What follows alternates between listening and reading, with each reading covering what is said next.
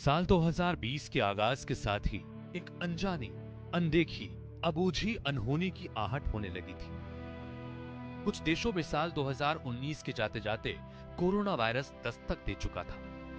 चीन के वुहान प्रांत से शुरू हुई यह महामारी अब दुनिया के कई देशों को अपनी जद में लेने की तैयारी कर रही थी।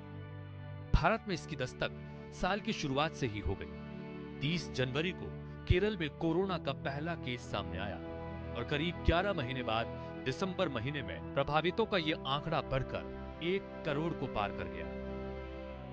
भारत में करीब 1.5 लाख लोग कोरोना की भेंट चढ़ गए। साल खत्म होने को है, लेकिन अभी भी खतरा टला नहीं है। थोड़ी राहत इस बात को लेकर है कि अब संक्रमितों और मृतकों की संख्या उतनी नहीं है जितनी अगस्त और सितंबर महीने में थी। इन 11 महीनों में देश ने त्रासदी के ऐसे मंजर देखे तो शायद पहले कभी देखने को नहीं मिले थे। महामारी से बचने के लिए करीब 60 दिन तक पूरे देश में लॉकडाउन लगा रहा। स्कूल, कॉलेज, मंदिर, मस्जिद, गुरुद्वारे, दुकान, फैक्ट्री, व्यापार, धंधे सब तालाबंदी की जद में रहे।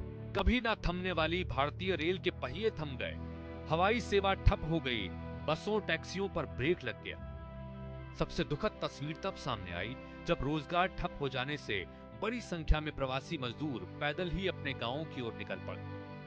देश का कोई हाईवे, कोई सड़क ऐसी नहीं थी जहां प्रवासी मजदूरों का जत्था नजर नहीं आ रहा था। जिसे जो सहारा मिला वो उसी पर सवार होकर घर की ओर निकल पड़ा। भूख और प्यास के चलते कई लोगों ने रास्ते में ही दम तोड़ दिया। मंजिल पर पहुंचने की आस लिए कई लोग इस अग्निपथ पर दर्दनाक हादसों के शिकार हो गए और घर तक पहुंचने की उनकी आस अधूरी रह गई। वक्त के साथ धीरे धीरे बाजारों को खोलने की ढील दी गई।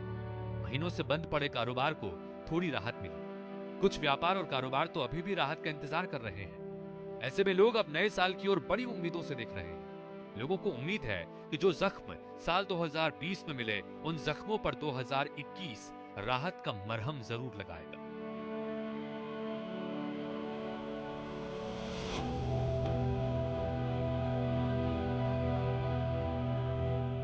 Bureau report, INS 24/7।